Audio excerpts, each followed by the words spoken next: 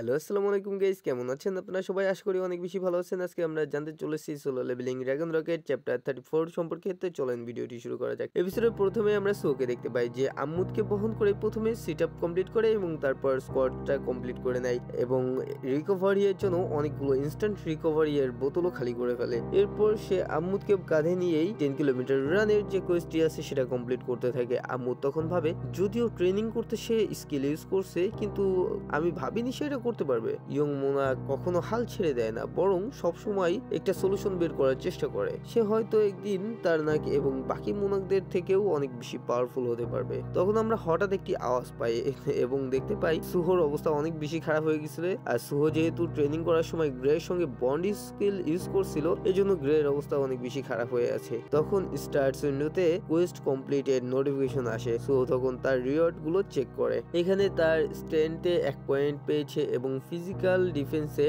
20% increase হয়েছে। সুহো তখন ভাবে আমি জানি না এটা কার্যকর কিনা, কিন্তু আমি যদি কম সময়ের মধ্যে প্রতিদিন আমার ডেইলি কোয়েস্ট কমপ্লিট করতে থাকি তাহলে অবশ্যই আমি শক্তিশালী হতে পারবো। এরপর সে কালকেও ট্রেনিং কন্টিনিউ করার জন্য আম্মুদকে একটি ইশারা করে। সিন শিফট হয় এবং আমরা বেরুকে দেখতে পাই যে একটি চাদর নিয়ে সুহোর শরীরে দিয়ে দেয় এবং বেরু থেকে আমরা জানতে পারি সুহো আসার পরপরই ঘুমিয়ে পড়েছে। বেরু তখন টিভি দেখার জন্য টিভি অন করে এবং দেখতে পাই একটা খবরে বলা হচ্ছে এয়ারপোর্টে একটি ফেল টাইপ ডানজন ক্রিয়েট হওয়ার জন্য Hunter association fail type dungeon নিয়ে নতুন একটি নিয়ম জারি করে ফেলেছে। নর্মাল গেট থেকে ভিন্ন এই ফেল টাইপ ডানজন, আর এগুলোর ভিতরে মনস্টারদের ম্যাজিক এসেন্স ক্রিস্টাল গুলোর মতো উপাদানগুলো পুনরুদ্ধার করতে সক্ষম করে এবং এজন্য ফেল টাইপ ডানজন গুলোর অধিকাংশই প্রাইভেট গিল্ড গুলোকে দেওয়া হয়েছে এবং এটির জন্য তারা ব্যাপকভাবে উপকৃত হচ্ছে। তবে এই ঘটনার পরে Hunter association Grimm reaper guild এবং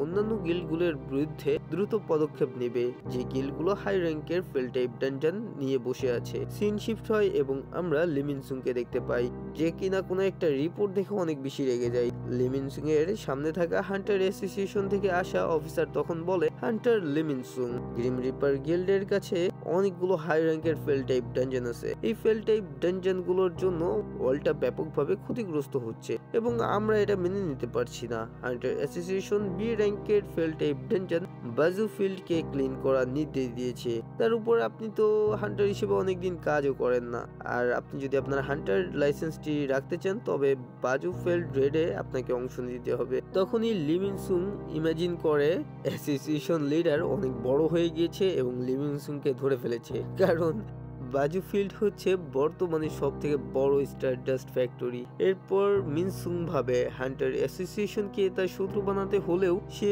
এই প্রপোজালটা রিজেক্ট করে দিতে হবে। কিন্তু তখনই লিমিনসুংকে অবাক করে দিয়ে কেউ একজন বলে, আমরা অ্যাসোসিয়েশনের রিকোয়েস্ট অ্যাকসেপ্ট করলাম।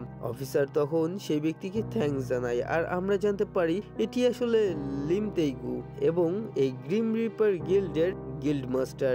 লিমিনসুং লিম তেইগুর এই কথা শুনে রেগে রেগে মনে বলে, লিম তেইগু সে এত তাড়াতাড়ি মিশন থেকে ফিরে আসলো কিভাবে? অ্যাসোসিয়েশন অফিসার সেখান থেকে যাওয়ার সময় বলে, হান্টার অ্যাসোসিয়েশন বাজুফিল্ড রেড এর জন্য কিছু হান্টারদের পাঠাবে এবং তাদের সঙ্গে নিয়েই রেড করতে হবে রিপার গিল্ডে। লিমিনসুং তখন লিম তেইগুকে বলে, তোমার মাথায় কি বুদ্ধি নাই নাকি?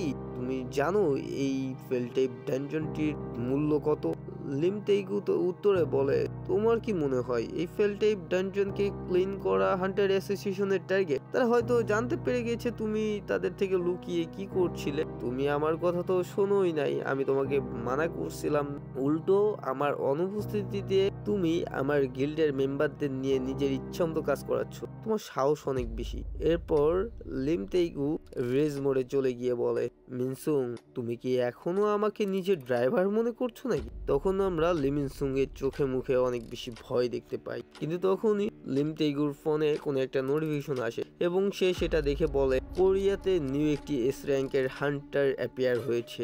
আমি হান্টার অ্যাসোসিয়েশনে ভিজিট করতে যাচ্ছি এবং আমি চাই তুমি তার জন্য একটি এগ্রিমেন্ট প্রিপেয়ার করো। মিনসুং আমি মনে করি তুমি এখনো সবকিছু ঠিক করতে পারবে, নিজের সর্বোচ্চ দিয়ে এই জগা খিচুড়িটা ঠিক করো। এটা বলেই লিম তেইগু হান্টার অ্যাসোসিয়েশনের উদ্দেশ্যে বের হয়ে যায়। লিম তেগুয়ের কথা শুনে এবং নিউ এস র্যাঙ্ক সম্পর্কে জানতে পেরে লি মিনসুং অনেক বেশি রেগে যায়, কিন্তু তখনই সে লিম তেগুর ফোনে নিউ এস র্যাঙ্ক হান্টারের ছবি দেখতে পায়। আর ছবিটা দেখে সে অনেক ভয়ঙ্কর ভাবে আসে, মানে অনেক ক্রিপি লাগতেছিল এই হাসিটা। এরপর আমরা দেখতে পাই নিউ এস র্যাঙ্ক হান্টার আর কেউ নয়, সেটা হলো ইতারিম অ্যাপসোল নিজেই। সিন শিফট হয় এবং আমরা হান্টার অ্যাসোসিয়েশনের অফিসের দৃশ্য দেখতে পাই, যেখানে সবাই নিউ এস র্যাঙ্ক হান্টারকে দেখে অনেক বেশি অবাক হয়ে যায়। অবশ্য অবাক হওয়ার কথা, কারণ ভাই পোলাই এত বেশি হ্যান্ডসাম কি আর বলতাম। তখনই হান্টার সেখানে চলে আসে, এসে অ্যাপসোলকে কংগ্রেচুলেশন করে কোরিয়ার নিউ এস র্যাঙ্ক হান্টার হওয়ার জন্য। এখানে একটা কথা বলে রাখি, তারা কিন্তু কেউই জানে না অ্যাপস্টেলের নিজের পরিচয়, অরিজিনাল পরিচয় যেটা, সেটা কেউই জানে না। আর এখানে অ্যাপস্টেল নিজেকে ডজিন নামে পরিচয় দিয়েছে। সেখানে অ্যাপস্টেলকে তার গিল্ডে জয়েন হওয়ার জন্য বল, কিন্তু অ্যাপস্টেল জানাই সে অলরেডি একটা গিল্ডের সাথে কন্ট্রাক্ট করে ফেলেছে। তখন জিজ্ঞাসা করলে সে লিম তেগুকে দেখিয়ে দেয় এবং আমরা দেখতে পারি লিম তেগু অলরেডি হান্টার অ্যাসোসিয়েশনে চলে আসছে। এরপর এক সপ্তাহের একটা টাইম স্কিপ হয় এবং আমরা পাজু ফিল্ডকে দেখতে পাই।